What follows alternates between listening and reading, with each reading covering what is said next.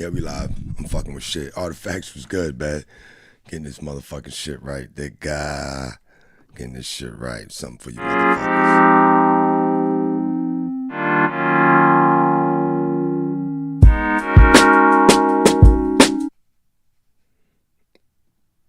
That just happened because what my dumb ass just do?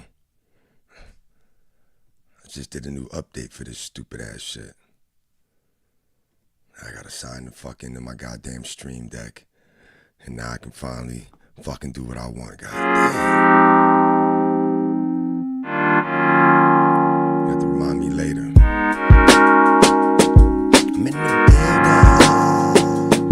I'm in the building. I'm up in this bitch.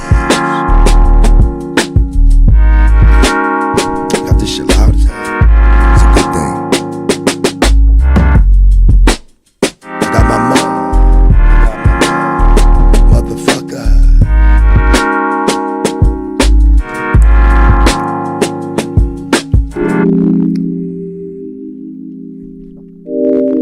Matter of fact, that shit too smooth.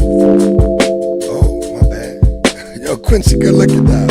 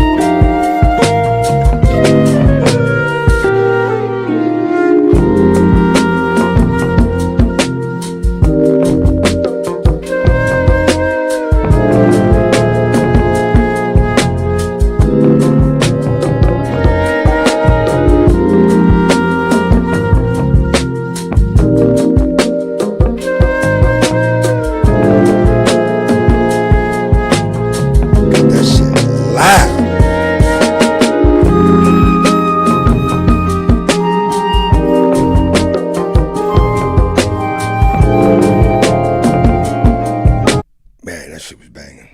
Yo, good looking out, man. We gotta get this shit going.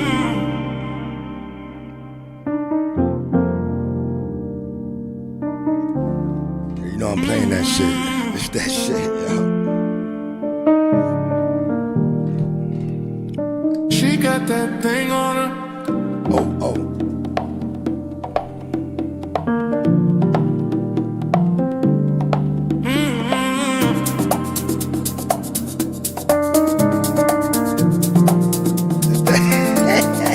She got that thing on her. She real bad, but they ain't got a ring on her. Friday night is the versus the bottle. She in love hangovers.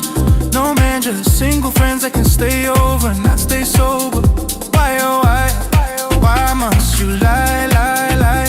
Last man that left you almost died. Ain't enough tissue for the tears that you cry. That Trump, a little sad and all I decide. So we know why. We go together like a part and a pep. But it's things about you I just can't accept. Making bad decisions, ain't no telling what's next. It's one thing about you, got them breaking their neck. Girl, you got that thing on you, yes sir. You got that thing on you, girl, yeah. You got that thing on you, girl, yeah. You got that thing on you. Miss, you know you got it. You got that thing on you, you got that thing on you, but she know you got it. All the times you know you like the star of the show. Face card, good, bad, that thing got the glow. Red carpets and rose petals when you walk across the floor. But it's still one thing that's missing, and like a bruise it shows it's raw. There's no one to take care of that at night when the bed gets cold. Chicago, yeah. You got that thing on, yeah, yes sir. You got that thing on, my God. You got that thing on. Y'all better get some mud. Yes, you know you got it. You got that thing on, God. You got that thing on, yeah. You know, got it.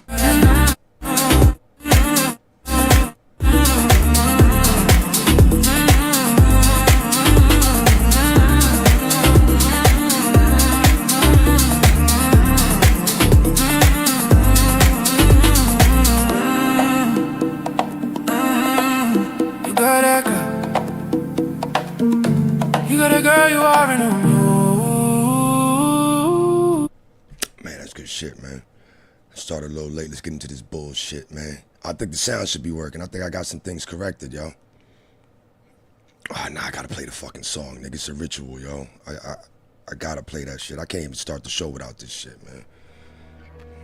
I almost got too comfortable, yo. Gotta stop doing that shit, man.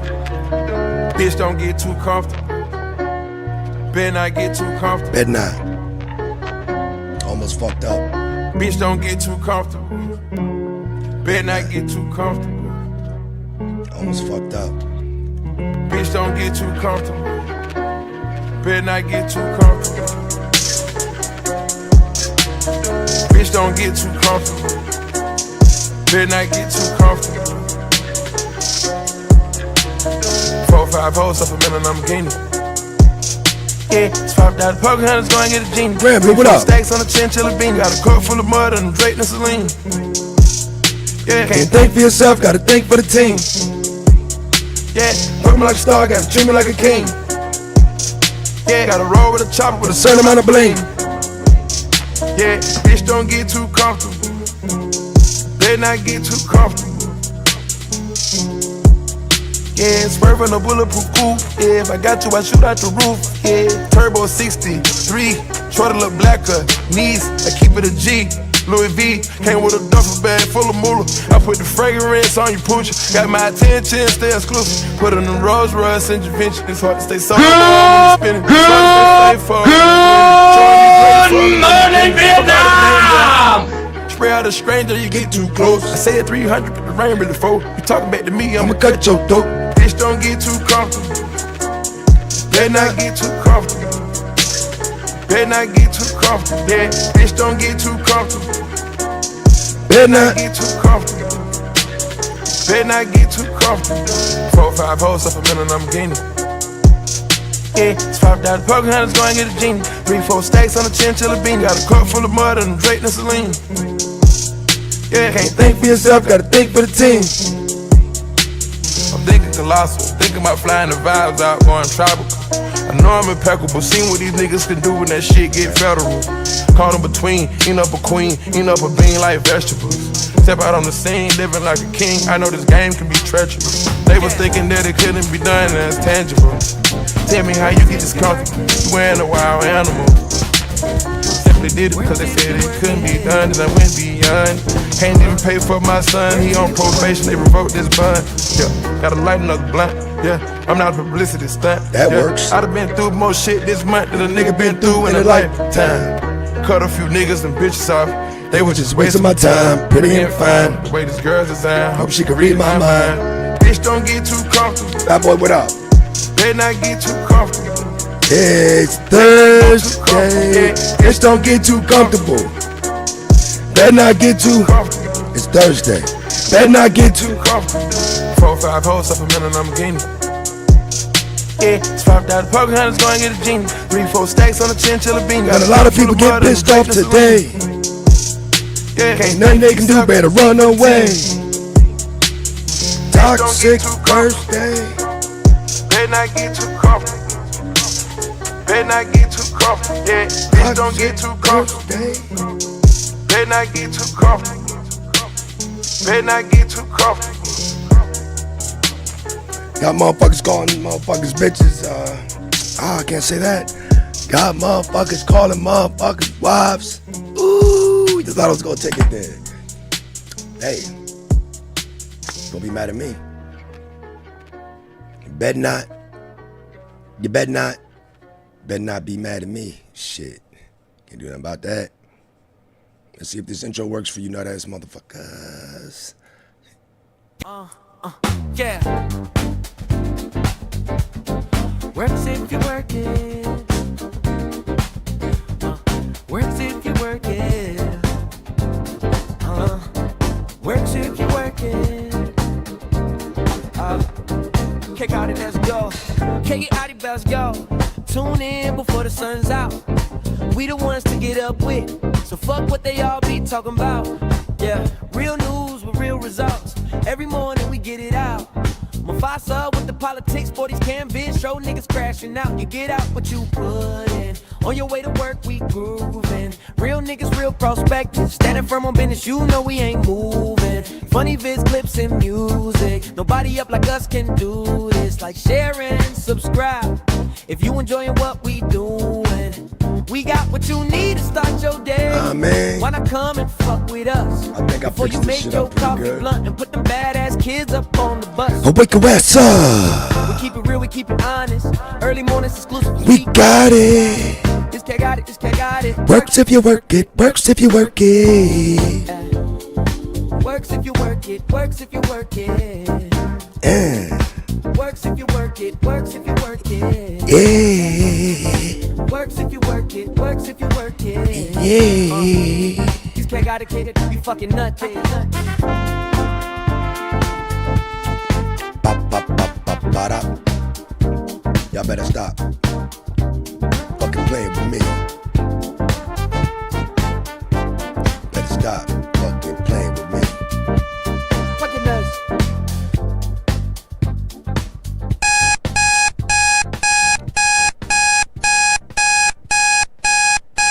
Ooh, that transition.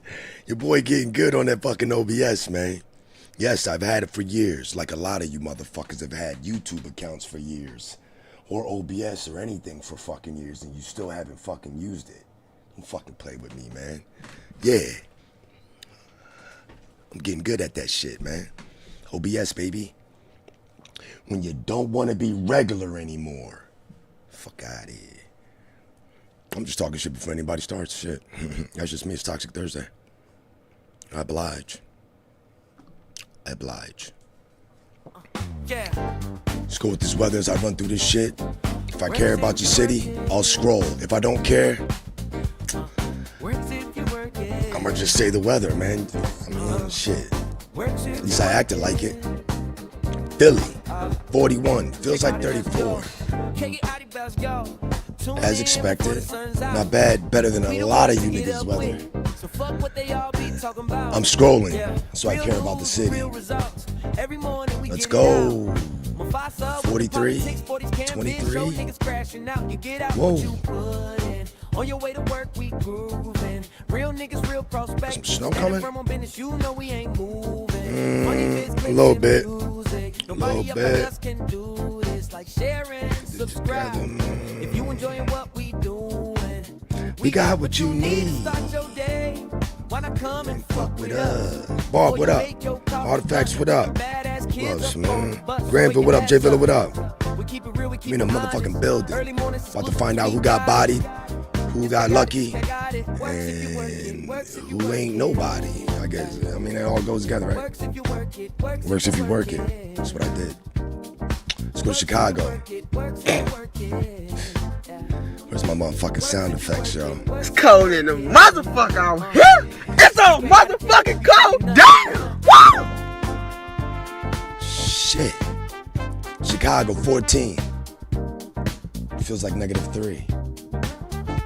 17 mile per hour winds is helping that situation become much, much worse. Tonight, it'll be colder than what it is right now. I scroll because I care. I told you that. At 9 a.m. it'll be 17.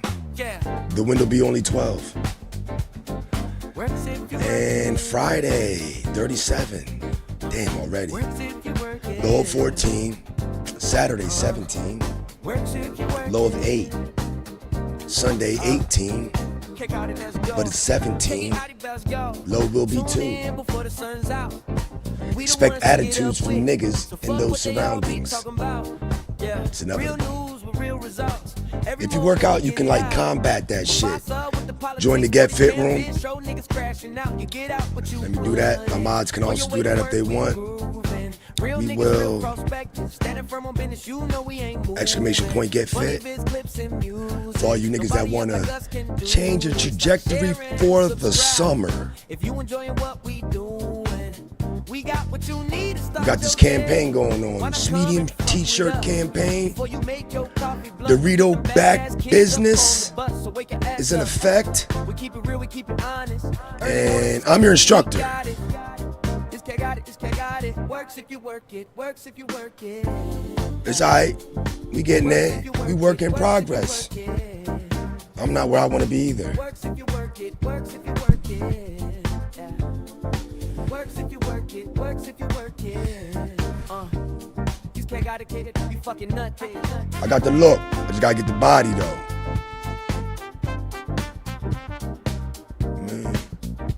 Man.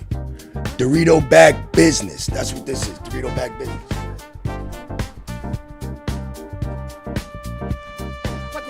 That's Dorito bag business. I don't think y'all understand. Dorito bag business, yo. You wanna walk by and be like, yo, why this nigga got somebody put a Dorito in his shirt? Why you got a Dorito in the back of his shirt? Get fit. Now let's continue. Dorito bag business, Schmedium t-shirt campaign. Save you money in the summer. Fuck out of here. Let's go. Matter of fact, I got all this fucking music, man. I got you, fo, man. Let's work it, man. Work it. Work out if you work out. Oh, Chicago, we still here? Shitty weather. What's the rest of the week? Yeah, whatever. St. Louis.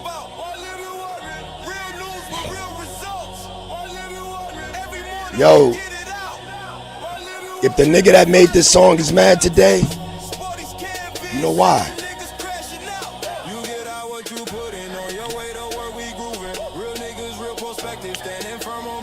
Foe will be in St. Louis with a temp of 9.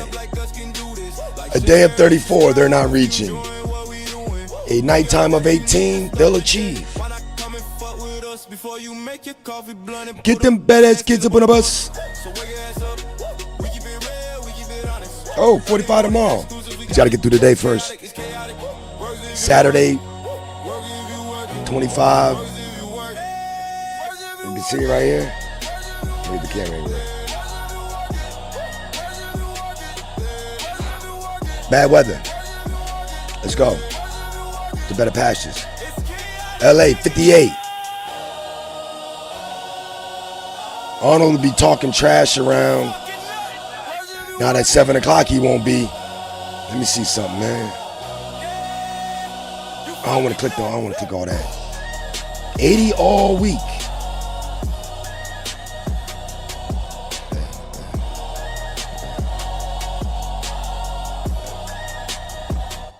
It's not bad. Miami's better. Matter of fact, let's get that out the way. Well, we'll get there later. We'll get there eventually. I mean, Arnold can't talk shit till like maybe 12. Until 12 o'clock, which is 3 o'clock our time. Arnold can't really talk shit until like 3 o'clock our time when it's really 80. You see a sweat on that nigga face. Like, damn, yo, you really got it like that. It's fucked up. Damn. Get up. Kicking it, just kicking like a player. Raleigh 38. Kicking it, just kicking like a player. I gotta turn this shit down. Like a player. Hey, yo, kicking it, just kicking like a player. Like a player. Raleigh 38, high 47, feels like 33. It's great weather, yo. I know this ain't enough. I figured out what I'm missing. A woman like in the kitchen. One that reads the room, keeps it cool and ain't no bitching. Raleigh's consistent. Atlanta. Cause I know you getting bored chilling with them. You Look at Raleigh. She like rubbing me 38. working in the gym. 38 feels like 33. This is why Raleigh's always gonna be better than Atlanta, yo. And if you know, you know. This isn't a lie. Atlanta's played. Everybody went there in like 99. I didn't get there till like 2020 for COVID. And I was like, oh, this is what I was missing out on? I couldn't fuck on, man. But Raleigh, 38. Feels like 33. But you go a couple hours southwest, Atlanta, 28. Feels like 17. Raleigh don't get that type weather. And if it do, it's near and far beyond. Did I say that shit right? Near and far beyond. Whatever, it sounded good, nigga. 15-mile-per-hour winds in Atlanta. I wonder if Atlanta's where they made the YN.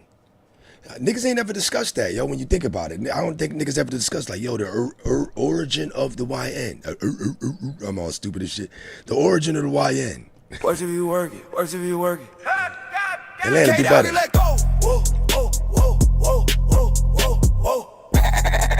They'll be doing better tomorrow. Chaotic clubhouse. Tune in before the sun's out. Miami. We don't wanna get up with Better than so LA. fuck what they all be talking about. Real news with Yeah, real way better results. than LA. Every morning we get it out. Mufasa with the politics, sporty 73 canvas. to high. Show nigga crashing out. You get out what you put in. On your way to work we grooving. Better humidity. Real nigga, real perspective, standing firm on business. You know we ain't moving. Funny vids, clips and music. Nobody else like us can do this. First Like sharing bad weather I've subscribe. ever seen in Miami. If you enjoying what we doing, we got what you need to start your day. Why not come and fuck with us? Before you make your coffee blunt and put them bad kids up on the bus. So wake your ass up, we keep it real. We keep it honest. Early morning exclusive, we got. Yo, I got some shit on Minnesota. Just popped another motherfucker. Works if you work it. Yeah, yo, people, we gonna get there. Don't worry, we gonna get there. Works if you work it. 21 gun salute to Minnesota. Them shit just, they letting them hammers go. Matter of fact, let's get to that shit, Works if man. you work it, works if Let's you get to work that weather, yo. K-Dog, you let go. It's only 1 minute. We letting this shit rock. Fuck y'all. K-Dog, you let go. Chaotic clubhouse. Tune in before the sun's out. We don't wanna get up with. So fuck what they all be talking about. Real news with real results. Every morning we get it out. Mufasa with the politics, sporty canvas. Show nigga crashing out. You get out what you put in. On your Let's go. Let's go. Let's go. Let's go. After the search for the Let's person who go. stole an expensive muscle car Ooh, I did that in right. Delaware County. Ooh, Surveillance OBS in this video shows the bitch. thief making off with the bright blue Dodge niggas fucking hate Charger me. Hellcat. The theft happened over the weekend. You niggas gonna fucking hate me. Just give it some time, man. I'm only going every day because I'm trying to get better at some shit. I'm trying to fucking, you know what I mean? Like, I wanted to get better at track, nigga. I did things that involved me getting muscle memory, fast twitch fibers, and doing shit and accelerating the process to where I'm trying to get. You know, triple set, double set. Every day is a day. Because when you're not training, your fucking opponent is, nigga. I don't know why I haven't got that shit tatted on me, nigga. I got a bunch of fucking sayings tatted on me. Frederick Douglass, without struggle there can be no progress. Styles P, live, suffer, celebrate. Panera with the pen. I don't know, I like sayings and shit, man. You know what I mean? Works if you work, it may soon come. Anything ever happened to Styles P today, I might shed a tear. Love that fucking man. Frederick Douglass, love that man. Of course I read his books. A lot of you niggas would get some shit tatted on you and never read the fucking book, like a Bible verse or something, but never read the whole fucking book. That's just my fucking thought, random shit. Let's go. Motherfuckers stealing Hellcats in Philly, man. Now to the search for the person who stole an expensive muscle car in Delaware County. Surveillance video shows the thief making off with the bright blue Dodge Charger Hellcat. The theft happened over the weekend in Prospect Park, and investigators say the getaway car used in the crime was another stolen vehicle that belongs to a Bucks County police officer. Word? Action News reporter Becca Hendrickson live at the Prospect Park. Philly, Police get it in, Department baby. with the latest on the I gotta get that investigation. soundbite. Becca. Philly, get it in. Rick, investigators say they Petey have crack. reason to believe these criminals are very organized. They went after these specific high-end cars for a reason, and the victim we spoke with says he has little faith he's going to get his back. Surveillance video shows these suspects take their time scoping out this car before two people get in and drive away. All the while, the 23-year-old victim was asleep in his apartment upstairs. I've worked my way from, you know, like the base model all the way up to that one, so it just sucks. That sound like Be Nice, yo. Like my nigga worked this shit all the way up to the V6, probably 4-cylinder base model. Now that's a feature in itself, yo. And he didn't sound like a YN. He worked hard. You see them fucking boots he had on, man? Where them fucking boots at, dog? Why is this fuck? Come on now, that's what we doing, yo. was asleep in his Can't even apartment get upstairs. I've worked my way from, you know, like the base model. That's a working man. I wonder if OBS I can switch that shit up to get the 10-second, 5-second rewind forward, because that 10-second fucking up the game a little bit. This nigga worked in them boots. Base model, nigga. I work from the base model. The shit that to roll the windows up yourself, nigga, to that motherfucker. And y'all niggas stealing shit. All the way up to that one, so. Would I be wrong to say if he should have worked his way up to a garage and a place to put it and store it? That costs almost as much as your insurance. But the thing is, you can feel good sleeping at night. That's just my idea. It's just my opinion. It just sucks. It is a 2020 Dodge Charger Hellcat in frostbite blue. The victim, who didn't want to show his face, says he spent about $80,000 on his dream car. A little bit of glass, and that was about it. Car's gone. And this particular car, extremely loud. We know it from working in the area. We know the car just based on its appearance. We know the car, it working in the area. I'm trying to figure out, why ain't they gonna find it? You ain't got like 2 AirPods on it? Like OnStar? Can't you get OnStar for other? I'm just saying, that's different. The theft happened early Sunday morning around 2:30 on the 800 block of All that Avenue, money, yo. Prospect Park. No Surveillance low video jack shows on that? the suspect spent about half an hour in the parking lot with the car before taking it. This car was stolen with no fault of the owner. It was locked. It had a kill switch in it. It had an alarm. Kill They switch. defeated all that. Oh, Two word. suspects My drove bad. away in the Dodge. At least one other person followed behind My in a bad. black Acura, which Yo, phone nigga, what up? investigators learned belonged to a police officer in Bucks County. It was also stolen. They're scoping things out. They're driving around just maybe in a regular car, looking for other cars to take. Police say they last tracked the cars to Southwest Philadelphia, but the victim has little faith in getting it back. They're easily stolen. Dodge hasn't done anything to actually update the security systems Why would you not have a man, let me finish this. for the cars, and it's just known that they can be stolen. Now, police say these thieves will often try to change the VINs on the cars, and then they will either sell them either whole or for parts on social media. Investigators here in Prospect Park say they're looking at every avenue. Live here in Prospect. Yeah, I should have watched. Yo, you gotta watch this episode. This one dude, y'all probably got a lot of dudes online that fucking, like, buy fucking parts, or like this one London dude, he'll like buy a fucking Alibaba engine and swap out and throw it in there. Like, these niggas will buy like a fucked up Hellcat that banged out, but the engine's still good. They'll take that off, sell whatever they can on that, the seats, to this, to that, to that, to that, to the point where it's like, yo, we got our money back and then some, and we still get to sell this engine. Like, man, that shit is like Legos, yo. I had a kid or a son, man, nigga. I love fucking with cars, but nigga, like, man, my son ain't going to no fucking babysitter. That nigga's going to the mechanic shop. Nigga, just, I don't know, nigga, motherfucking run around with a fucking wrench in your hand, nigga. I don't care. Break something, fix it. But break some shit. Back. And now to a story first on Fox. Wawa has a big problem on its hands. Wawa. Police are searching Yeah, for Wawa. a cigarette bandit. We're talking Oh. many stores for many months. I'm listening. Yeah, that's got to be a lot of cigarettes. Police are calling the suspect the Her hair Newport is looking Bandit. And amazing. it's not just a problem in the city, but the burbs too. Our Kelly Rule explains. Police say this man is a prolific offender, which is Philly news anchors be looking, I mean, they be looking amazing, man. Motherfucking looking all seasoned. the big focus of their retail theft initiative, along with organized retail crime. They say he usually swipes 2 cartons at a time, tries not to hit the same store twice, and they've been trying to get him for at least a year now. Philadelphia police say it starts like an ordinary cigarette purchase. 31-year-old Jarrell Haywood Porter of Elkins Park gets back his ID after handing it to the cashier. She starts to ring up the 2 cartons when he snatches them and rushes out. Word. And in another case, as the cartons You dumb. They just gave you a whole name. That's what you be doing? are sitting on the counter, police say he nonchalantly swipes them without paying. He'll go in, ask for 2 cartons of Newports, so we call him the Newport Bandit, and he'll wait till the items are placed on the counter, and he quickly grabs them and leaves.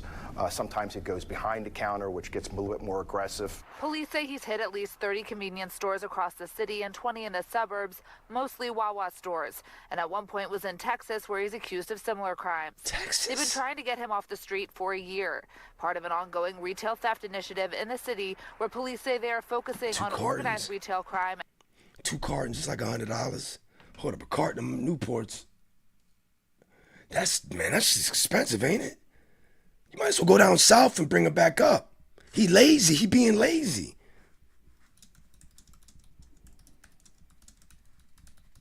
My bad. I gotta see how much a carton of Newports is in Philly. 12 to 15. Oh, my bad. 120, 130. Damn, that's how much they is now. I remember people used to go to Delaware and get them for like 45, 50. I don't know what it is now. But 130 basically, 125, fuck it. So 250. Word? Damn, 2 cartons is 250? That's the most expensive thing in the fucking store. Let me just continue. And repeat offenders like Haywood Porter. These are just retail thefts, but if you add up the value, we're close to $17,000 in stolen goods. We're going after people that are really affecting the bottom line of that store, which unfortunately raises the prices for everyone in the neighborhood. Man, the cigarettes are already too high. No, because I pay taxes, and I pay taxes on them cigarettes. It's going to raise prices. And this wallow is great. Inspector Ray Evers says they use an app to stay in touch with the counties to streamline cases like this and meet monthly. He says they also use an app to connect with the 2,400 retailers across the city so they can communicate if something happens in a store. We knew with the engagement we would have more reporting because there was a period of time that Newport Bandit was not happening because there was, you know, some issues with that ass nigga. Police department, district attorney's office, and getting them buckety bucks, probably breaking it down, selling about a carton. We're on the same page now. Police say retail theft arrests more than tripled in 2025 compared to 2021. Now they need the public's Look at this nigga, he cocky. Porter, who travels by car and usually doesn't hit the same. They got your name, your age. It's not someone going in to steal a sandwich and a coffee to kind of sustain themselves. This is all money. It's very easily snatch them. Cigarettes on the street. In a statement, a spokesperson for Wawa said they are grateful for the support and swift response from the Philadelphia Police Department. They say they are proud to partner with them and support them with their investigations to the best of their ability. If you have any information on Haywood Porter's whereabouts, police ask that you give them a call. Reporting outside police headquarters, I'm Rule, Fox 29 News. Breaking news coming into the newsroom. Less than an hour ago, Mobile County jury finding Isaac Bell not guilty of capital murder. This is just in. I got a few things on murder here. It's a coincidence that we had a seminar in murder given by the brother of Omar. And we had a lesson. We had a lesson on murder. Let's just put it like that. Not an easy case to win. We've got our Brendan Kirby live outside the courthouse right now. Brendan, what's the latest? Well, Lenise, as you just mentioned, the jury came back with a unanimous verdict on both legal theories of the capital murder. That would be murder in the commission of a burglary and murder in front of the victim's young child. This all coming after closing arguments today in which lawyers for both sides presented their view of the evidence. Prosecutors argued that the evidence showed that Bell shot This is Mobile, Alabama. in August 2021 while Crumb's 7-year-old daughter cowered in another room. Word. The defense argued today that the prosecution's case was, quote, a house of cards built on the lies of someone who is quite self-interested. That would be co-defendant Joshua Smiley, who had a deal with prosecutors. Mobile County Assistant District Attorney Madison Davis said that jurors heard plenty of other evidence, including GPS records placing Bell at the scene and the defendant's own web searches on the day of and just after the shooting. She said that Smiley's testimony was just, quote, the icing on the cake. Mobile County District Attorney Keith Blackwood reacting to the verdict. I think we presented a case, but these cases are hard, and each and every one of them is hard. We have the highest burden of proof that there is in the legal system. Not the result we wanted today, but again, very much respect the work that the jury put into this and the decision they made. This was the second time that Bell had faced a capital murder charge. He was also charged with capital murder in a 2001 killing in an unrelated case. He ended up pleading guilty to a lesser charge in that case. Now, even though he doesn't sound like he's from Alabama. Like when I think of Alabama news, I think it's some like maybe I'm I mean, maybe I'm wrong, yo, for thinking, you know what I mean? He was like, man, we down here, Alabama, man. Motherfucker just got off on capital murder. We ain't gonna let another motherfucker get off. Like, I mean, I'm just stereotyping. He's been acquitted on this most recent charge. He's not yet free to go. He has a pending charge related to allegations that he possessed a homemade shank. Tell this nigga to do better. Incarcerated at Mobile County Metro Jail. Reporting live from Government Plaza, Brendan Kirby, Fox 10 News. Brendan Kirby, an innocent man. I'm gonna be that motherfucker that sends in letters like, Brendan Kirby, you gotta do better. I need to see if they changed up that Miami fucking Miami reporter. I hope she was filling in for somebody. And this nigga's suit jacket tight than a bitch. Is it me? Nigga? Is it me? This nigga's suit jacket tight than a motherfucker.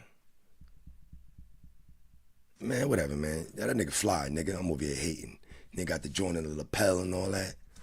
And shot and killed after a father allegedly mistakes him for his daughter's kidnapping. Innocent man fatally shot after father believes.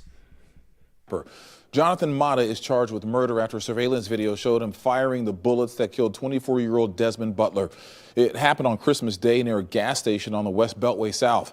KPRC 2 News reporter Corley Peel joins us live from where the tragedy happened with reaction from Butler's. Like I said, this is innocent man fatally shot after father believes kidnapped daughter was in his car at gas station. This gonna family and Mata's attorney. Corley. This is crazy. Keith, Desmond Butler's family is devastated. They all live in Georgia, and they say Butler has been living here in Houston the past couple of years, pursuing a career with Amazon. They say all of that changed after he was shot and killed at this gas station by a man who thought he was someone else. Desmond Butler, known to his family as a leader and respectful. He was resilient, and he lived life with no regrets. His sister, Destiny Butler, told me over the phone that their family got the devastating news about her baby brother's death on Christmas Day. We were all asleep, and we got the call in the middle of the night, and we were devastated. Like, we couldn't believe it. Records showed this was a case of mistaken identity. Surveillance captures the moment police say Jonathan Mata shot at Butler's car at this gas station. In the video, you see Mata's wife approaching Butler's car. She runs after him as he drives away. Mata seen walking as Butler turns out of the gas station. He points his gun, firing twice, striking Butler in the head and back before Butler crashes into a light pole. Court documents say a girl in Butler's passenger seat told police Mata drove up, opened one of the doors, looked inside, saying, "Oh, we were looking for our kidnapped daughter. I'm sorry, we will call 911," before driving away. Records show Mata confessed he was the shooter in the video and mistook Butler for his daughter's boyfriend. Mata's attorney, William Van Buren, says Mata's 19-year-old daughter called her parents, asking to be picked up after her boyfriend assaulted her. He agreed to bring the daughter to them. Told them to pull over. They did pull over into a gas station. They knew he was right there. He, in fact, was on the phone and said, "I'm pulling in. I'm about to pull in." It was at that time that this vehicle pulls into the gas station. He says the wife looked into the car, thinking she saw her daughter in the passenger seat. Get the Van fuck out of Buren says here. Butler also resembles the boyfriend. Why would he shoot the car if he thought his daughter was in that car? As the father can't make this the fuck up. I put myself in his shoes. He was not shooting into the car. His attempts were to shoot at the tires. He was trying to disable him. If he could harness his emotions at the time, then certainly I think he would have done it a different way. You just made an assumption and you moved off the emotions. So with your emotions, you should be charged accordingly. Destiny holding on to the memories of her only sibling as her family hopes for justice. That shit's a wild fucking turn of events. Jonathan Mata's attorney says that his daughter was later found injured and her boyfriend was arrested. He says Mata is remorseful for shooting Butler. He is currently being held in the Harris County Jail on a $50,000 bond. That's it? Reporting live, Corley Peel, KPRC 2 News. Tragedy on so many. Nobody. Maybe we can observe. Maybe I heard that wrong. Yo, I gotta go back. Hold the fuck up. 100. An innocent man shot and killed after a father allegedly He says Matta is remorseful for shooting Butler. He is currently being held in the Harris County Jail on a $50,000 bond. That's it? He killed him, right? He fucking fatally shot. And he about to get out for $5,000?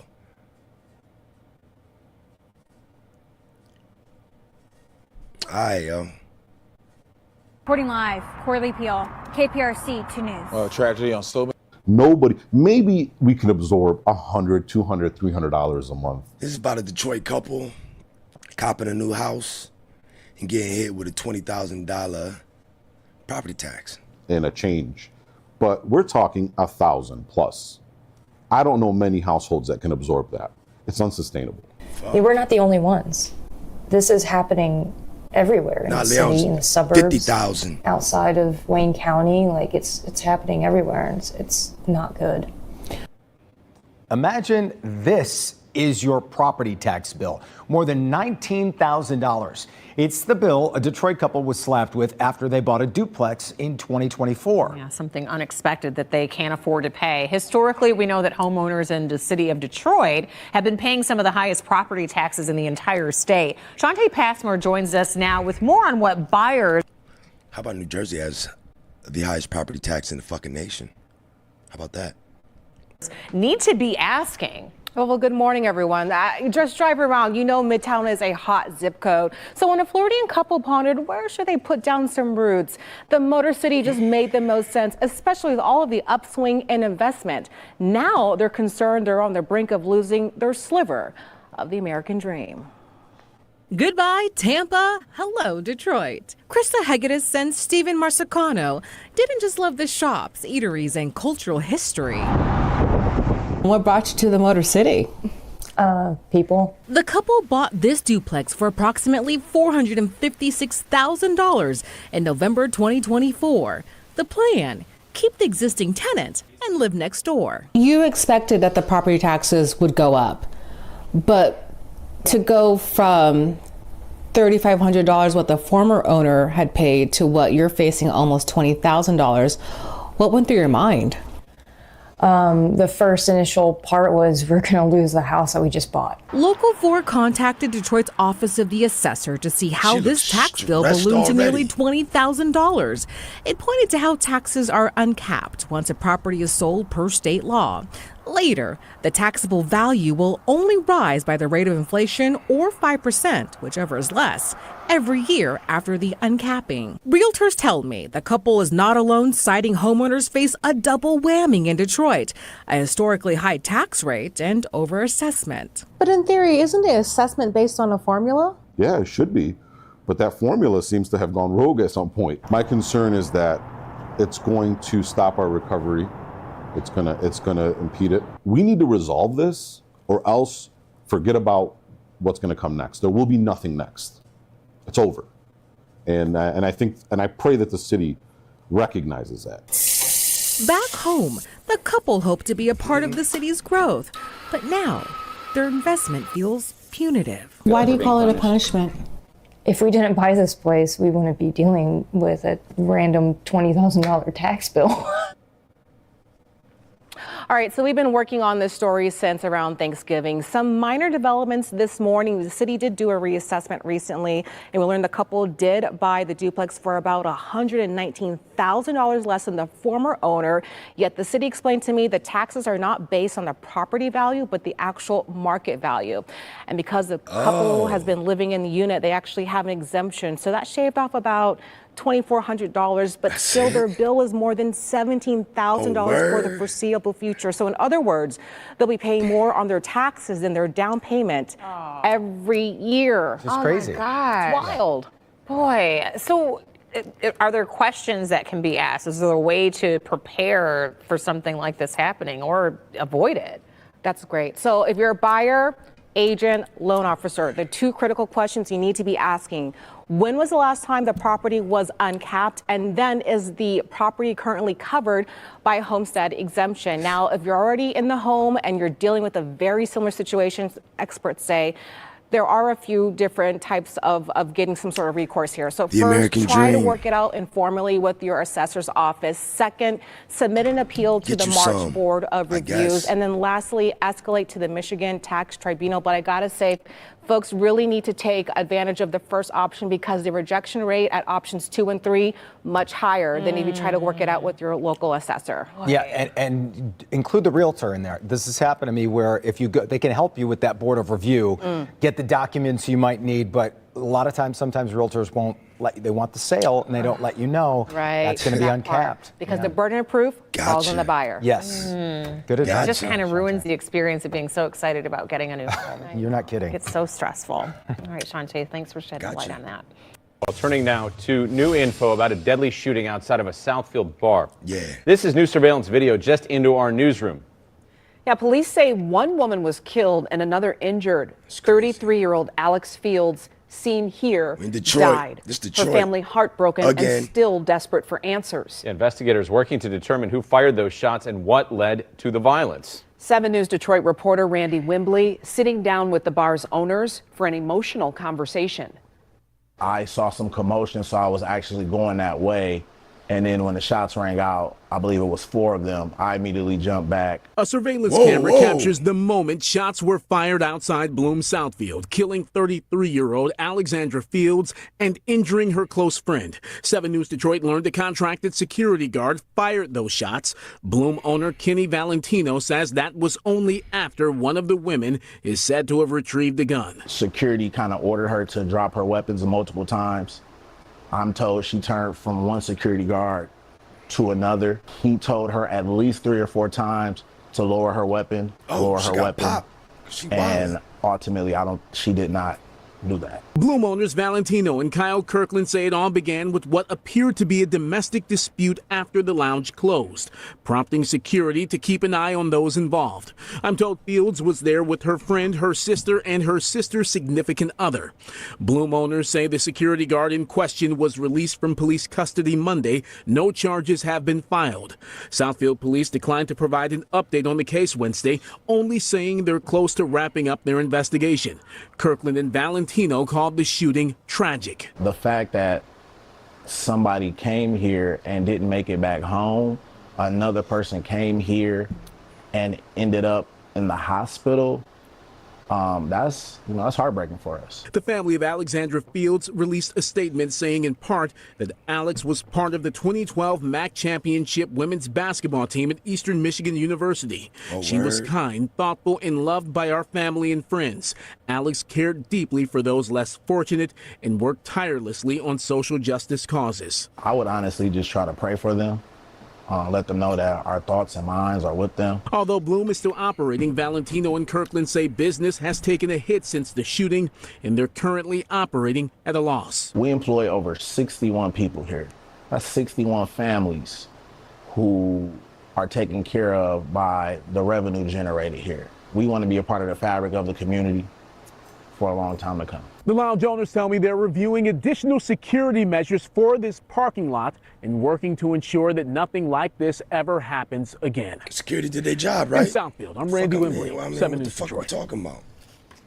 Randy, thank you. Fox 13 News at 10 starts now. Yeah, we about to talk about wife and man killed after they pulled into stranger's driveway outside of a Memphis home. Speaks out. This the wife of the man who got bodied. The police, they came so fast. If it weren't for them, I think I'd be dead too. But they saved my life.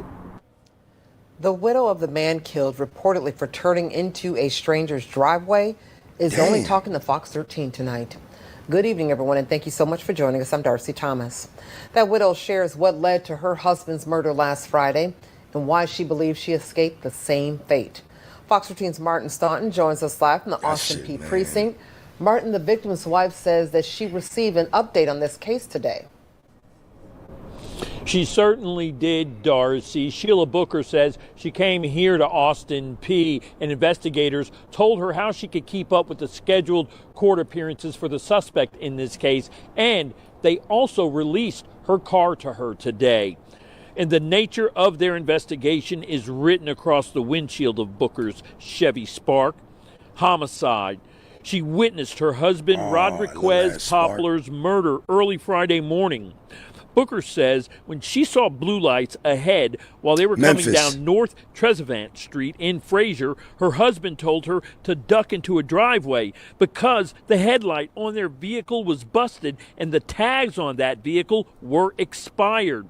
That's when she says the homeowner came out of his home armed, demanding they leave.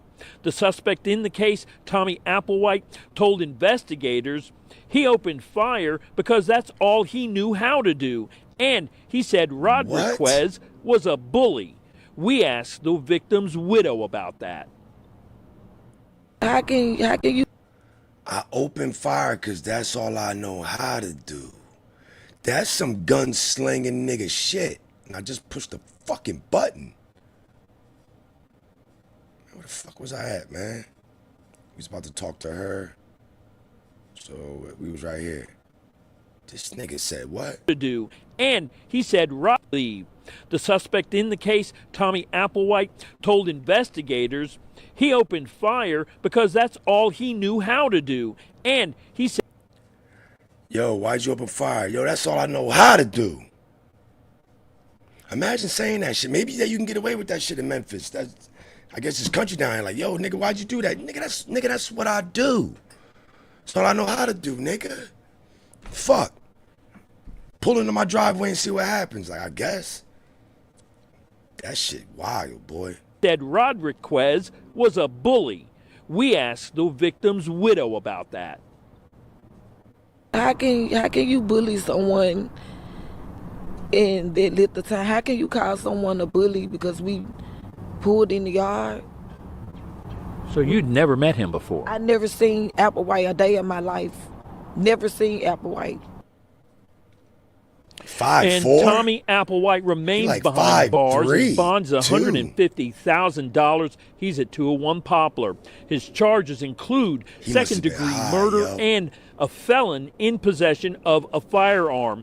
And Booker says she's trying to remain strong because she is now not only a widow, but the single mother to 5 children, aged 10 to 3, and on top of working around just providing for them, she's got to plan her husband's funeral. She has set up a GoFundMe campaign, and we're connecting you with a link on our website. Just head to fox13memphis.com. Darcy? Well, that is Fox 13's Martin Staunton live at the Austin P precinct tonight. Thank you so much, Martin. Damn. Oh, yeah. North Minneapolis, federal agent shot a man in the leg. DHS says the man attacked the agent with a shovel. A fucking shovel. I guess this is some footage from last night. I got another video on this since somebody fucking got me with the okie doke with this video. So in order to say fuck you, I'm going to fast forward, bastards. Yara, what up?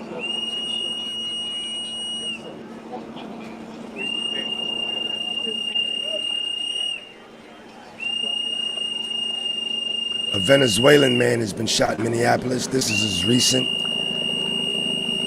than a motherfucker.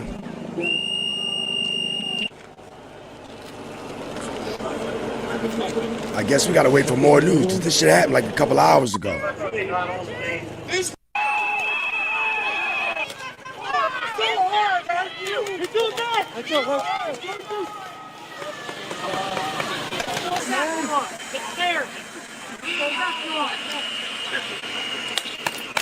Bop, bop.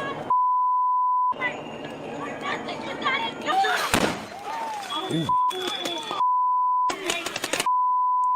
I guess we'll get more information on this. I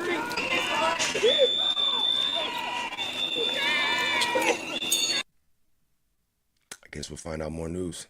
Next, we got, well, not Javante Davis, since his dumb ass is getting hit up for another alleged domestic violence. That'll be after this right here. We begin with a family's worst nightmare, really. Investigators say it started as a routine bathroom break at a Texans game, But it was anything but. Now there are criminal charges and a lawsuit. A 21-year-old stadium employee is now accused of sexually assaulting a child. The boy's parents telling KPRC2 News reporter Rowan Balogan they're speaking out to prevent this from happening to anyone else.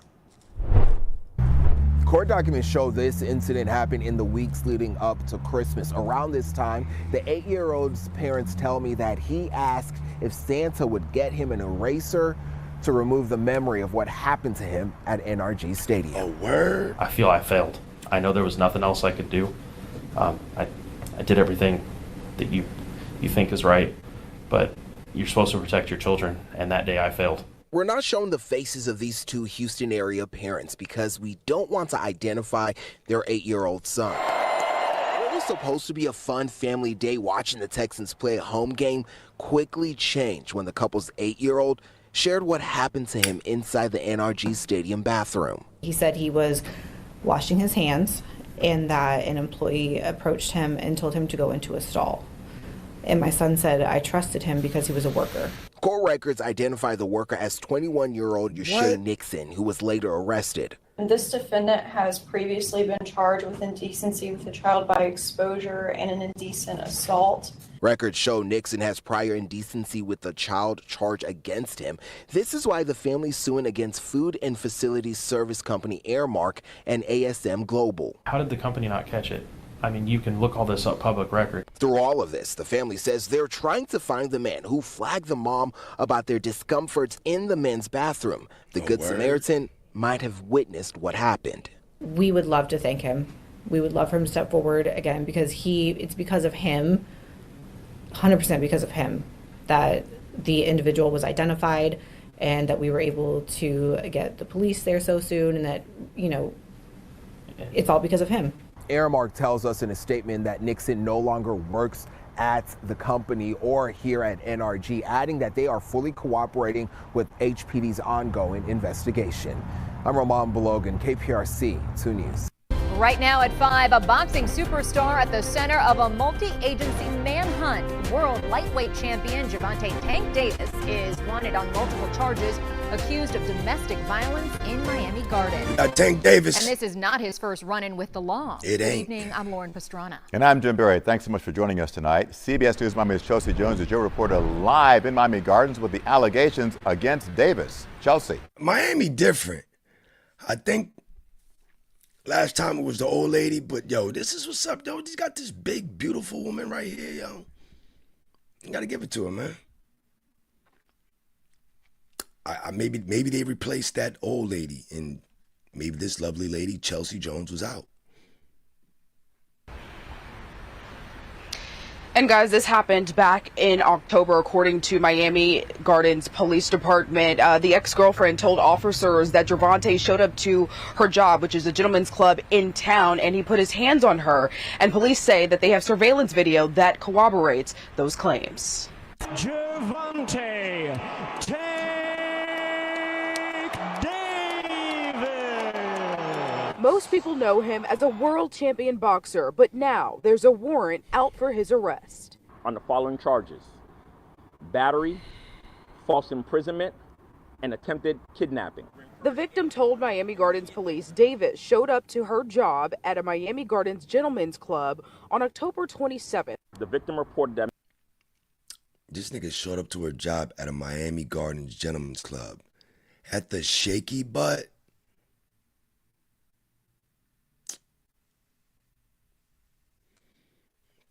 This motherfucker, yo.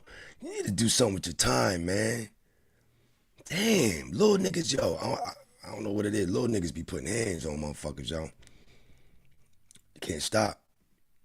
Mr. Davis grabbed her by her back of her head, pulling her by her hair with one hand and by her throat with the other. Police say he then forced her down the steps into a parking garage. That's where the victim says Tank let her go and she ran away.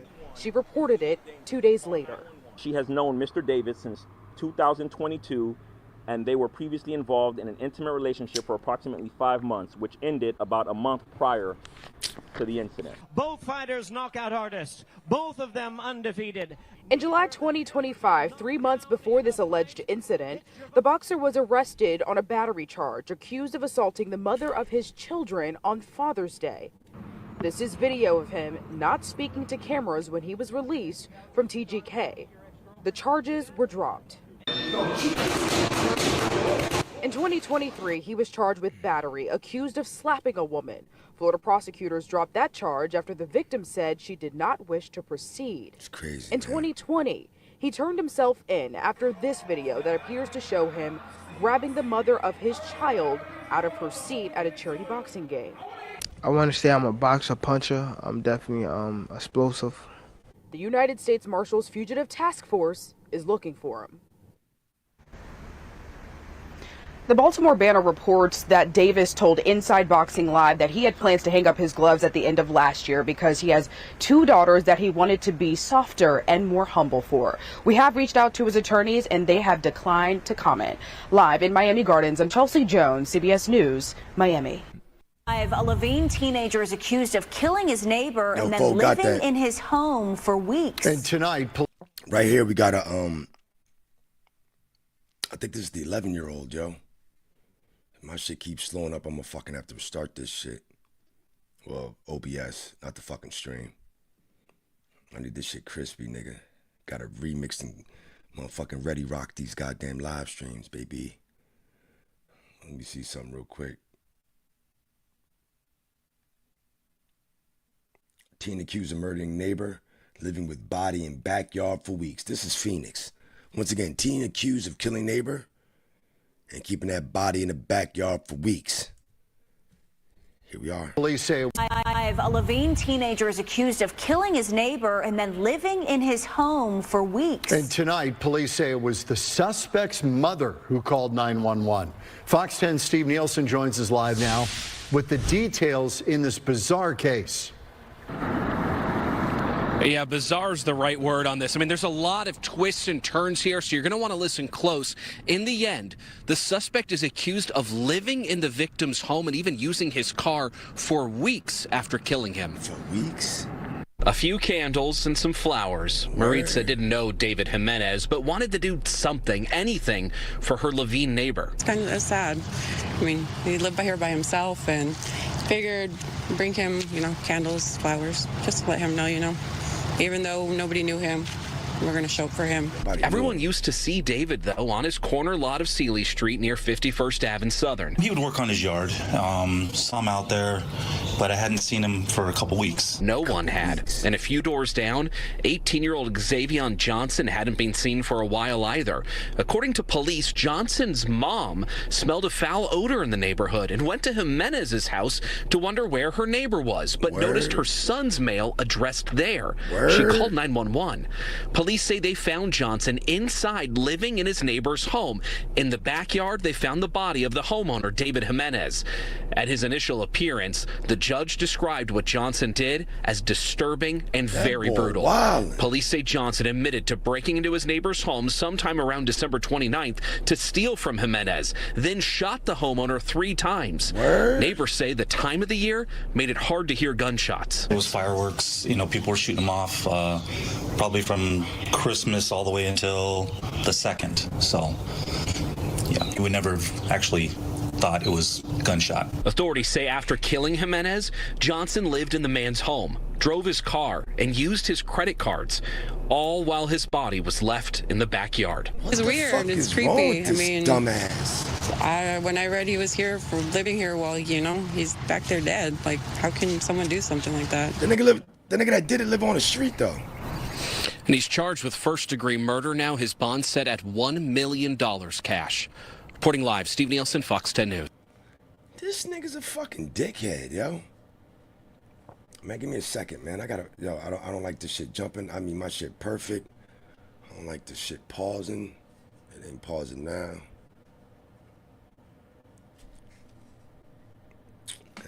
Everyone fucking hate me.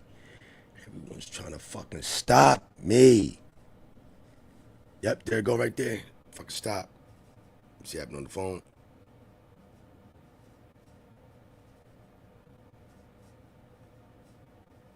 Yep. Excuse me, I burped. Who gives a fuck? Man, I'm gonna have to do that shit again if it don't come out right, because that shit is sick. Well, the driver in a DUI crash that killed her cousin. Yeah, this bitch.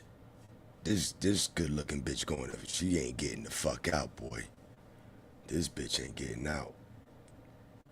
And yes, the drunk driver. I swear I remember seeing this video. Oh shit! Why they give me this shit? This shit from like. Why the fuck did they give me this shit so? Man, this shit's 7 months old, man. Cousin will spend 67 years in prison. A judge handed down Jennifer Carvajal's sentence this morning. Now, this is the second time she'll go to prison for a deadly DUI accident. Fox 13's Aaron Mesmer was in court today to hear what she and her family had to say about this punishment.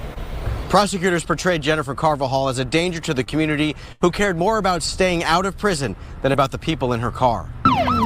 In April 2021, an FHP trooper's dashboard camera recorded a car going at least 110 miles an hour. Word? Earlier this year, Jennifer... Yo, I remember that shit. That shit flipped. Wow. Carvajal admitted she was behind that wheel and... Yo, that's crazy. April 2021, an FHP trooper's dashboard camera recorded a car going at... This is 7 months ago, but still, I remember watching this, but I did not know what happened to this fucking lady. They gave this bitch 67 years. At least 110 miles an hour. Earlier this year, Jennifer Carvajal admitted she was behind that wheel and was drunk when the vehicle swerved off I-4 and crashed into a car dealership. The accident killed Carvajal's 22-year-old cousin, Pedro Carvajal. Jennifer will now spend more than 60 years in prison. The constant void that will always be there because of selfish acts. All pleaded guilty to DUI manslaughter. Pedro's aunt testified during Carvajal's sentencing Friday that the accident left their family devastated. We lived through it with our family gathering. Other passengers were seriously hurt. One of them was Lexia Gonzalez, who testified Carvajal asked her to say she was driving so Carvajal could stay out of trouble. What did she say? Tell them you were driving. This was the second time Carvajal killed someone while driving drunk. Word? She spent 5 years in prison following a deadly DUI accident in 2014 when she was 16 years old. Carvajal told the packed courtroom Friday that she regrets her mistakes. How can I be worthy enough to beg my family for forgiveness? She asked for a lenient sentence. She said her decisions followed a traumatic childhood that included years of abuse she never addressed. And Carvajal says she wishes she could have traded places with her cousin. I want you to know I will continue to live for him. I can't replace him and I can't undo anything, but one thing I know for sure, he will never be forgotten. Like the show. That promise wasn't enough for the judge, who agreed with prosecutors that Carvajal... I had no idea, yo. 16, you body somebody, get 5 years. I don't know how old you are now, but damn, nigga, you ain't even lived life. Non-alcoholic beverage sales surged last year with a record number of sober, curious consumers moving away from alcohol. And as our Alicia... Yeah, you heard that right. Philadelphia hosts city's first ever dry January bar crawl because they're making money off this non-alcoholic drinks. Pirelli explains this weekend marks another Philadelphia first, the city's first ever dry January bar crawl. Everyone who's abstaining from alcohol has their own reasons. Everyone's sobriety looks different. Nikki Graziano She looks like she was on alcohol for a while. She was looking for a zero-proof bar in Philadelphia. She was coming up dry. I couldn't find it, so I made it. Bar Palmina in Fishtown has everything you would Fishtown find ain't at a cheap. bar, except the alcohol. I never meant to become an owner of a non-alcoholic bar. I drank myself to death over COVID. I got a liver transplant. Oh, wow. Oh, shit. I take back what I said, because I mean, alcohol will do that to you. It'll crush your looks and all that, but damn, she said she did it bananas to the point she had to get a fucking liver transplant. And now she about to bank off of liquor bottles with juice in them. I bet one of you niggas wish you could do that. Or you thought about it and realized it'll never happen. And here she goes. So I didn't go through the process of like learning how to be sober. I kind of had this like traumatic event where I had to relearn everything. I had to learn how to walk again. I had to learn how to be myself without alcohol. I had to learn how to socialize without alcohol. Everyone who bellies up to her bar has their own reason. Half the people that come into my bar are drinkers, and some people are on that little cute ass bar. I mean, it's not a bar, but where they located at? Because it's, Fishtown. Now, people, Fishtown is right under the goddamn Ben Franklin Bridge. It's not fucking cheap in any way. I think Fishtown is right next to fucking Northern Liberty. It's all gentrified and very, very hipster and expensive. yeah, you motherfuckers will find out. That shit real, nigga. On medication, or pregnant women, or I have a huge Muslim community that comes in. Bar Palmina is just one of the stops on the Northern Liberties and Fishtown Dry January Bar Crawl, a 2-day event featuring close to 30 restaurants, bars, wineries, and breweries, showcasing signature mocktails or zero-proof cocktails and beverages for $10 or less. All the fun without the booze. When people are in here and socializing, $10 Kool-Aid. That's what we doing. Hey man, works if you work it, yo. You can't tell that there's no alcohol. It looks and feels and sounds just like a regular bar. It can also show people that like not drinking doesn't mean staying at home. The city's first ever Dry January Bar Crawl is happening this Saturday and Sunday. Man. For details, head to 6abc.com. Alicia Vitarelli, Channel 6 Action News. It looks, it sounds, it smells like a real bar. Looks and sounds and smells like a real fucking bar.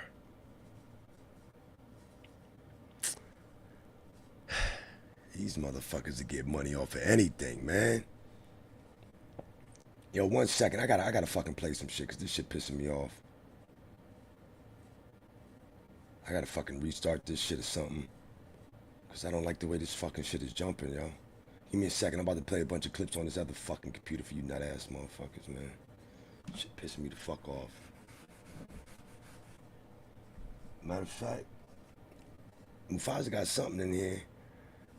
That 2 minutes might be enough.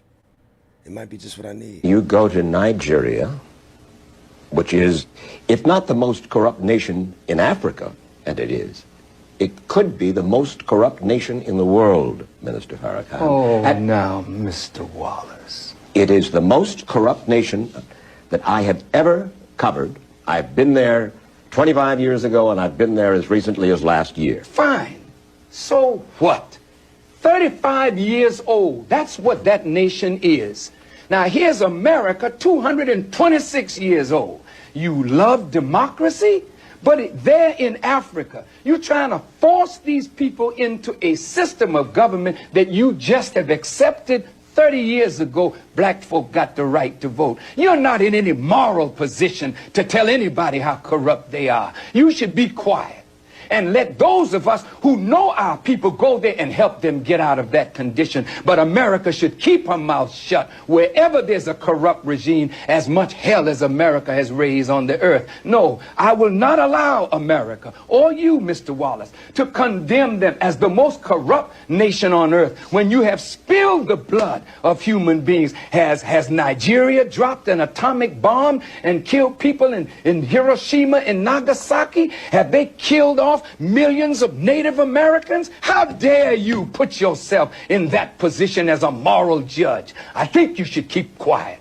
because with that much blood on America's hands, you have no right to speak. I will speak because I don't have that blood on my hand. Yes, there's corruption there. Yes, there's mismanagement of resources. Yes, there is abuse. There's abuse in every nation on earth, including this one. So let's not play holy to moralize on them. Let's help them. I'm not moralizing. I'm asking a question, and I got an answer. Why would you put it as the most corrupt regime in the world? That doesn't make sense. Can you think of one more corrupt? Yeah, I'm living in one. I'm living in one. Yes, you've done a hell of a thing on this earth, so you should not be the one to talk. You should be quiet when it comes to moral condemnation, in my judgment. I didn't mean to be so fiery. No, that's good. It's good. That's my passion. It's a beautiful man, yo. I'm not sure what Mufasa was using that clip for, but I appreciated it. Get ready to get your steps in next time you want to pose with the Rocky statue at the Philadelphia Art Museum. Today, the Art Commission voted to move the iconic landmark from the bottom of the steps to the top permanently. Before the statue is moved to its final spot, it'll go into the museum for the first time ever as part of an exhibit in April. Then in August, the original statue will move outside nearly 14 feet above the museum steps, while the loner Rocky statue will go to Sylvester Stallone. Oh, word. Himself. Artificial intelligence. All right, fuck it. You got that. You know what I mean? Salute to Rocky. You know what I mean? Sylvester Stallone. It's a fucking Philly amazing story, nigga. Come on, man. We got some mean white boys out here, man. Motherfucker. Fast become a crime-fighting tool for many police departments across the region. The latest being... Oh, this in Philly, man. We got them AI cameras now, which I figured cameras was cameras, but no, we have AI cameras on random blocks. Delaware County, where authorities in East Lansdowne gave Action News a preview of the new AI cameras they're using to help them capture criminals and keep their communities safe. Action News reporter Brianna Smith has the story. Police Chief James Caden says these cameras will help protect the public and police. He says they've already played a vital role in 2 of their cases, including finding a suspect who is following young girls. When you look up, you may see one of these 41 AI cameras along roads in East Lansdowne. The prime motivation is seeing countless victims of crime and not being able to help them properly. Police Chief James Caden says what happened now they can monitor different areas and use recorded footage for evidence. The cameras help response-wise, they help investigative-wise, and they keep good stewardship, I believe, over the public sphere. A majority of the AI-driven cameras have been installed on poles like this one, giving officers real-time video during active incidents. And they definitely assist with identifying any suspects or description of individuals we're going to encounter. I definitely feel safer knowing there's cameras throughout the town because we could be walking into a situation where we're unaware where somebody might be at. While some residents believe the cameras are beneficial, others have concerns. Of course, I want my privacy too, but I also want to feel safe. And I don't always feel safe when I'm walking around the streets. I think that the cameras could be helpful. And then highlight over this vehicle here. As long as the cameras don't target people that look like me or minority communities. Chief Caden also wants to reassure residents they're respecting their privacy. He says these cameras cannot view into homes and there's no facial recognition. And East Lansdowne, until you push the facial recognition button. Action News. Stop fucking playing. Jackie, this family is going through it. They are Yeah, this is wild right here. Yeah, just listen. extremely upset and just stressed out about what's going on. And I spoke to the entire family, but his mother was not present because she had to be hospitalized. And that is because of the stress that this whole situation is causing her. If there is somebody who has our cousin and, is holding her without will, we won't stop. So, we miss him. He belongs to us, not you. This is the message from Jamez Cartwright's family, directed at whoever may be holding him against his will. I just pray that, he makes it back home safely. Police say Jamez was last seen Monday morning on the 6500 block of Linmore Avenue on his way to school. The family says they knew something was wrong when they got a call from the school to notify them he never made it to class. While he is 18, his family says he has a cognitive disorder and functions as a minor. Then, a chilling update. Philadelphia police confirmed Jamez's cell phone pinned in San Diego, California, just one day after he disappeared. His family says he doesn't even have an ID. Like I said, he's never been outside of Philadelphia. He doesn't even know anybody outside of Philadelphia. He doesn't even have an income. The family believes an older man may have lured Jamez through a popular online gaming app, convincing him to leave behind his loved ones. I don't have nowhere to sleep tonight. His mother, overwhelmed by fear, spoke with us from the hospital. This situation has stressed her out so bad that she is in the hospital with chest pains. The family has now turned to the Black and Missing Foundation for help. We're just trying to protect our children from these predators. They know what to say. According to the foundation, in 2025 alone, 27 missing persons cases were reported in Pennsylvania. More than half of them. He's 18, but he has the mind of a minor. Platforms and social media are increasingly being used to exploit minors. And we need to stop you know, just being our children's friends and have those tough conversations. See who they're communicating with online. And we ask parents all the time to create a fictitious account and see if you can befriend your child. Oh, really? And see if they'll share information with you. I guess that's a good idea. At the end, this is a cry for help from the family to the public. If anyone has any information of Jamez's whereabouts, police, they want to hear from you. Yeah, I know they got shit like that, yo. Like, nigga, I'd be, man, if I was an adult or parent, like, man, let's go to some company, cop a fake account, a cool-ass fucking kid or whatever, test their ass and be like, nigga, you done fucked up now. You know you done fucked up, right? In Philadelphia, Shayera Arias, NBC 10 News. Breaking news, this time a murder case out of Tavares involving a 10-year-old, one step closer to a resolution after his mother changed her plea to no contest in his death. Kimberly Mills agreed to work with the state in their prosecution of her then-boyfriend, Andre Walker. West News' David Jones live at the Lake County Courthouse. David, what happened in court today? The judge accepted her change of plea just after 1 o'clock this afternoon. The state was pursuing the death penalty against both Mills and her boyfriend, Andre Walker. With this change of plea, Mills will avoid death, but she will remain behind bars for the rest of her life in the death of her young son. And she has agreed to work with the state in their prosecution of Walker. Mills walked into the court with her hair cut short, speaking in a soft voice. She entered her change of plea to no contest, which basically states the defendant acknowledges the punishment but does not admit guilt in court. Before the judge accepted her plea, her attorney spoke for her, saying her reason for changing her plea was so that her surviving son, Xavier Williams' little brother, did not have to testify against his mother in court.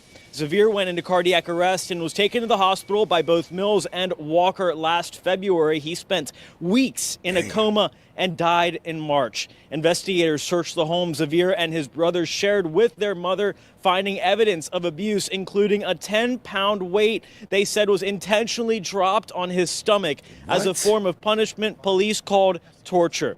His aunt shared a few words about how their family is feeling following the news today. Nothing would ever justify a life. And I believe, like, whether they get the death penalty or don't get the death penalty, that's not going to bring my nephew back. That's not going to bring my brother's son back. God is the only person that can say, okay, you know, this is what is going to happen to them for what they did. And when I looked, Xavier's biological father, Keneal Williams, also shared some words about his son, about how difficult it's been to live life without him and how much talent he had. He broke down and had to briefly leave the courtroom. Now all eyes are on the mom's boyfriend, Andre Walker, as he moves towards trial. Mills, through her attorney, said something that the family tells me was just jaw-dropping. We'll have that at 5 o'clock. Meanwhile, the family also tells me that the trial of Andre Walker is not expected to happen for some time. Covering Lake County, live in Tavares, David Jones, WESH 2 News.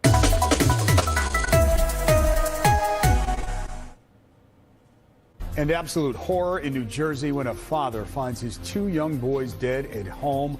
Yeah, this is Hillsborough, New Jersey. With murder. This is fucking wild. Hello, everyone. At 6 o'clock, I'm David Usher. I'm Natalie Pasquarello. We do have to begin with that tragedy out of New Jersey, the killing of those two young boys who were just 5 and 7 years old. News 4's Charles Watson live in Hillsborough with just a difficult story, Charles. Yeah, Natalie and David, a terribly difficult story, certainly for the family at the center of all of this, because it was the father who found the deceased bodies of their sons, according to police, and then told authorities that his wife was behind the murders of their innocent 5 and 7-year-old sons. It's awful. It's just absolutely awful.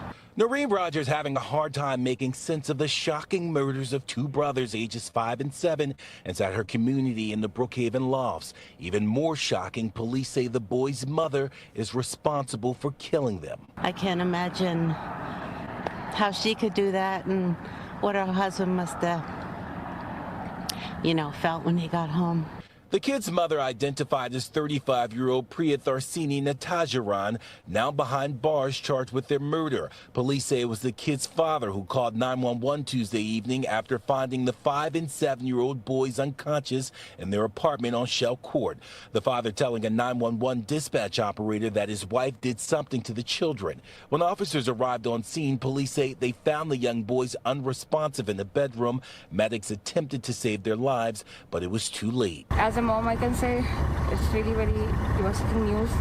This neighbor, who's also a mother, says she lives on the same street and saw the police presence, but had no idea that a tragedy was unfolding. It's not, there's a lot of cops, a lot of... Yeah, a lot of cops over there and medicabs as well. So that's the only thing which we saw, but we didn't know what happened. The boys were students at Sunnymead Elementary. Hillsborough Public School Superintendent Mike Vogt calling their deaths unfathomable, writing in part in a statement, quote, "Our priority remains the emotional health of our students and staff. Crisis response teams and additional counseling services are on site and will remain available for as long as they are needed." What's mind-boggling to one neighbor who knows the family and asked to remain anonymous is that Natajaran seemed to be a good mother who was actively involved in her children's lives. Others who live here calling for justice. I pray for the families of the kids. You know, if she's in jail, that's fine. Yeah, and the medical examiner's office will perform autopsies to determine the cause of the victims' deaths. As for their mother, she is currently facing 2 counts of first-degree murder and 1 count of third-degree possession of a weapon for unlawful purposes. She's currently being held at the Somerset County Jail. For now, we're live in Hillsborough Township. Charles Watson, News 4 New York. Susan, 11-year-old Clayton William Dietz, just hours after the clock struck midnight on his 11th birthday, went looking for his Nintendo Switch gaming console, but found the keys to his dad's gun safe with the intention to shoot his father. Now, the new documents revealed that Clayton William Dietz shot 42-year-old Douglas Dietz just hours after he and Clayton's mother sang Clayton a happy birthday. Douglas and his wife actually adopted Clayton in 2018, according to court documents. Those same documents say the mother told police she went to bed shortly after singing Happy Birthday. Douglas went to bed not too long after. After a short while, she woke up to a bang sound. She told police she tried waking Douglas up, but there was a substantial amount of blood on his face and was unresponsive. Clayton was in the closet next to her, saying, quote, "He's dead." When police went to talk to Clayton, troopers noticed a large bruise above his left eye and a cut on his bottom lip. Clayton admitted to state police he had a good day with his parents the day before, but when his dad told him to go to bed, he got mad. He told troopers, quote, he had someone in mind who he was going to shoot, whom he identified as his father, end quote. The documents say the troopers asked the 11-year-old what he thought would happen when he pulled the trigger. He answered he was just mad, and he hadn't thought about what would happen. Wow. He's now charged with criminal homicide and is being held in the Perry County Prison. We're continuing to follow this story today, and we'll have live reports coming up after 4 p.m.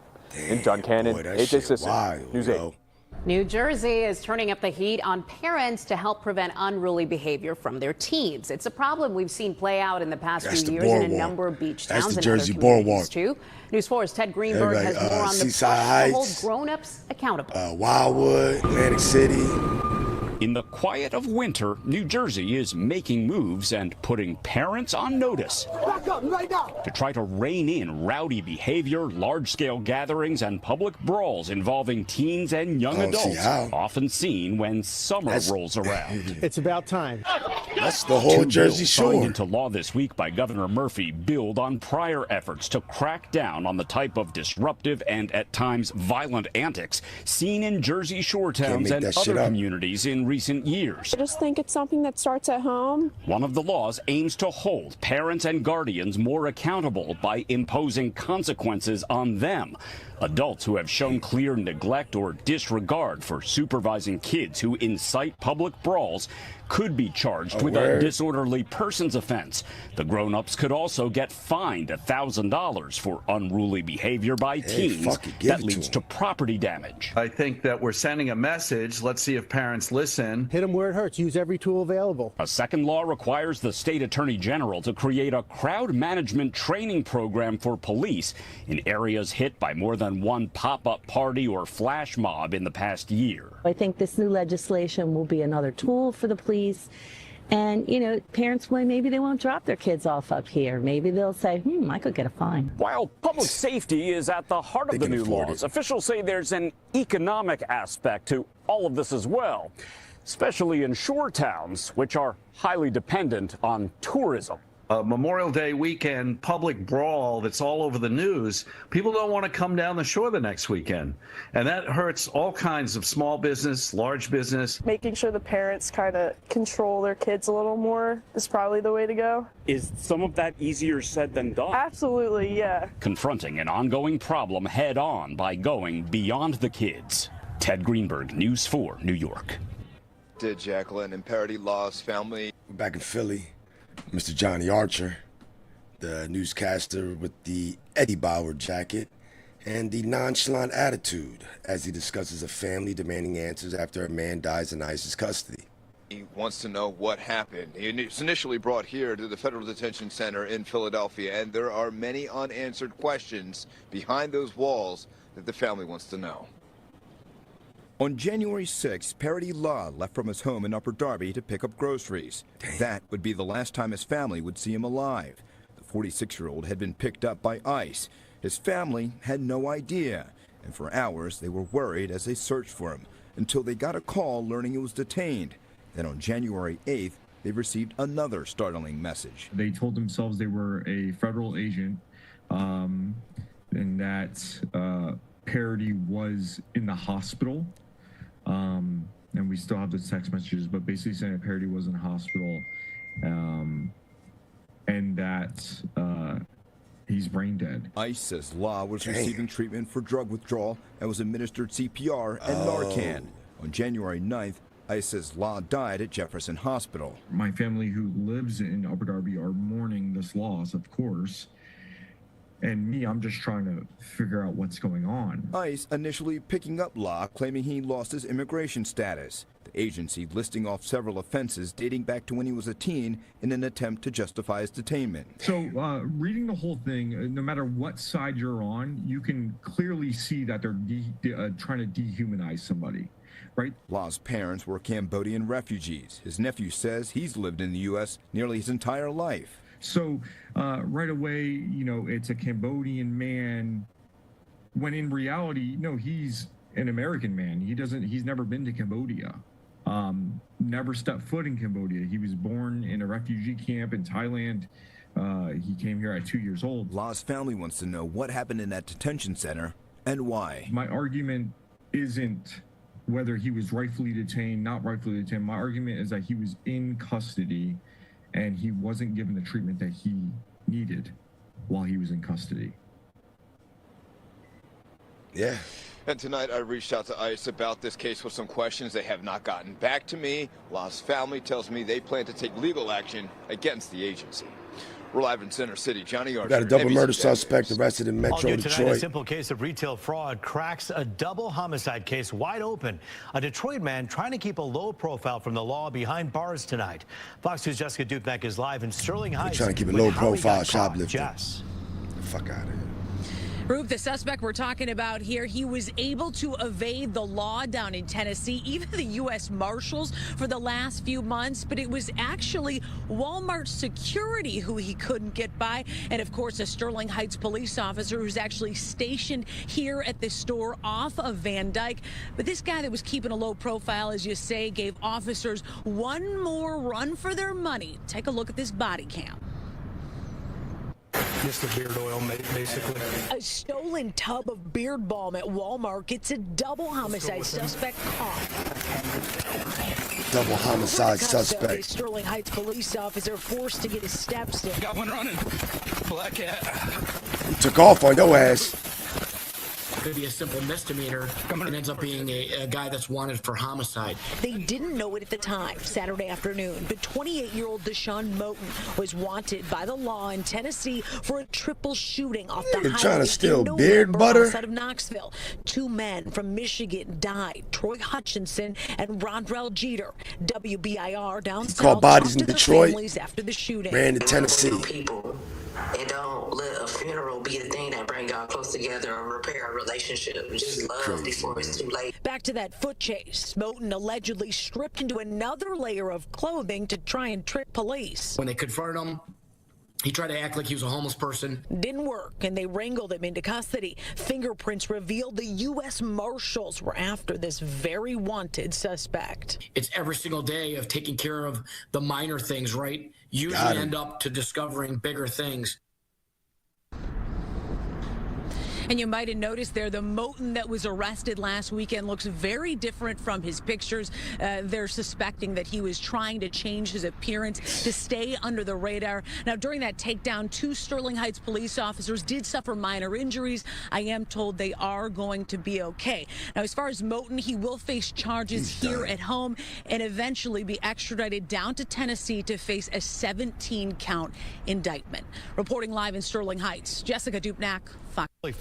Crack this case wide open, and it's really about the victims in this case. You're talking 3 families, 2 of which lost their loved ones. The captain there from this story, Captain Bastinelli, said family was calling in time. Also new tonight, a man is out on bond on a murder charge. This is some totally different shit. Much like earlier, Houston father confesses to shooting wrong man on Christmas Day. I don't think this is the same one, because that one we was talking about, that was Phoenix. No, that was something else. Fuck up, man. That was Houston. Innocent man fatally shot. This is different because this dude don't got dreads. Oops, don't know why I clicked on it over here. That's fucking dumb. The shooting death of a 25-year-old man on Christmas Day. And tonight we are learning this was a case of mistaken identity. We showed the video last week as police were trying to find the gunman who opened fire. Yeah, we already seen what happened to that dude. $15,000 bond. Try to shoot the tires. I mean, alright, nigga, that shit don't make no fucking sense, man. Got one more in this bitch. Damn, why I keep clicking on that shit over here, yo.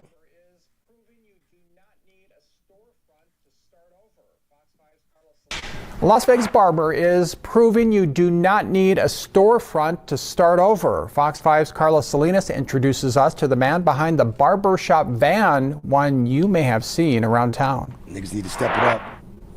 Saul's workday starts every day in a parking lot. Doors open, tools out, and next client up. He tells us he's been cutting hair his whole life, but after a financial hit and losing 3 of his barbershops, he found a way to keep moving. Most important thing is having faith. You have to believe in yourself. The minute you believe in yourself, anything is possible. So instead of signing a lease, he took matters into his own hands, gutted the inside of this van and put a barbershop inside of it piece by piece so he could keep working through the hard times. Smart man. If I can do this, anybody can do this. The training is out there. There's no excuse to making money today. Today's date, we have YouTube, which will teach you how to build something like this, step by step. And that's how I learned. Now the van has become his workplace wherever the next appointment is, whether that be Homes, the Strip, or Wednesday's Tires and Tacos event at Casa Real in the Northwest Valley. They were amazed, what those guys are doing, so I'm sure they're going to get some good business out of it. And I think some people already signed up for some haircuts tonight. I might do myself too. It's very convenient because when you go to a barber shop, they cut your hair, and sometimes you have to wait, blah, blah. So I can just literally make an appointment with Saul, and he's there. Saul tells us it's a daily hustle, but his roots are a part of what drives him, as he remembers when his parents immigrated to the U.S. and weren't afraid to start over and make it work. You have to believe in yourself. The minute you believe in yourself, anything is possible. So here we are. This is the way I started this vision. Working very hard, and the owner of Casa Real tells us the next Tires and Tacos event will be Tuesday, February 10th. For more information about how to book an appointment with Saul, head to our website. That is fox5vegas.com. This is fucking amazing. Oh yeah, I got this shit by 4. Didn't even peep that shit, man. Got one more joint. 15-year-old, just bodied the nigga. Of course, I'm on OBS, so I'm gonna make this look incredible. Don't you get it fucked up. OBS, baby. Let me see. Hey, turn around for that. Okay. 15-year-old boy has been charged with murder after allegedly waiting for his father to fall asleep before shooting him in the head. Following an argument. St. Louis.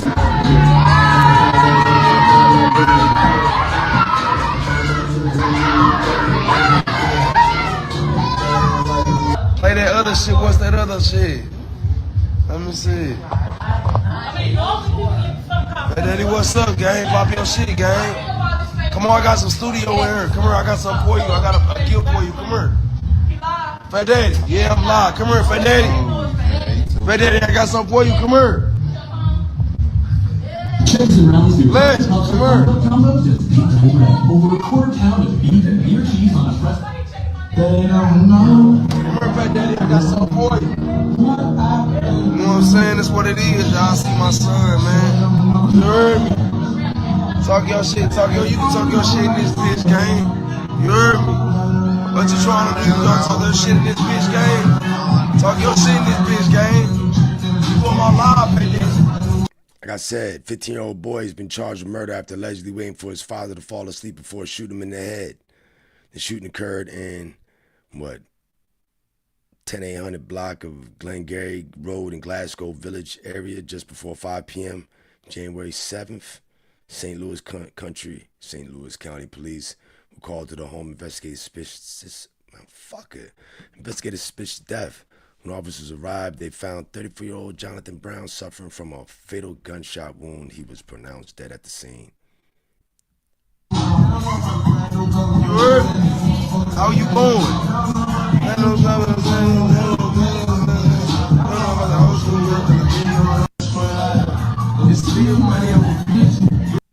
I gotta be his dad, yo. And then some angry ass boy. Let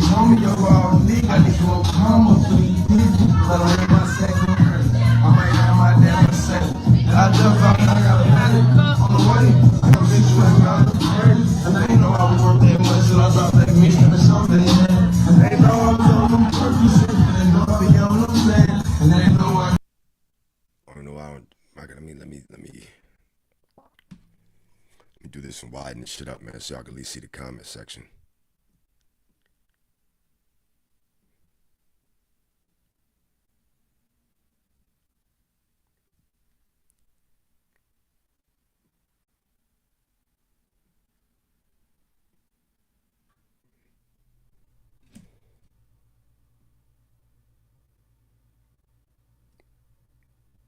Man, I still can't see all of that shit.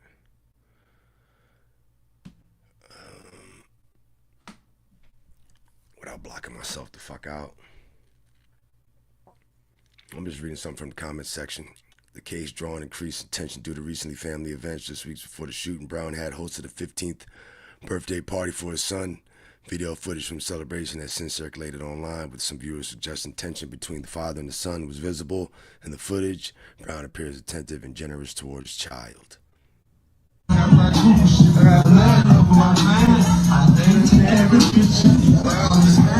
don't know what I've been through. They don't know that. They only know what I'm saying.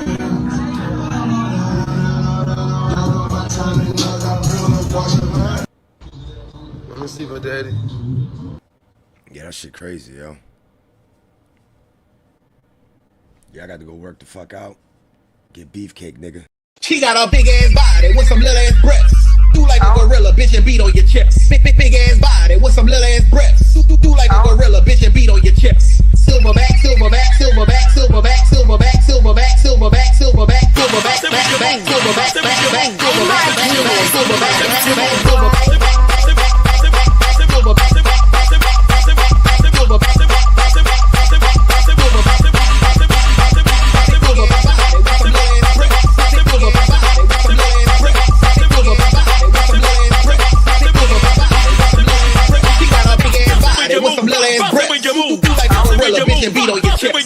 big ass body with some little ass breasts. Do like a gorilla, bitch, and beat on your chest. Silverback, silverback, silverback, silverback, silverback, silverback, silverback, silverback, silverback,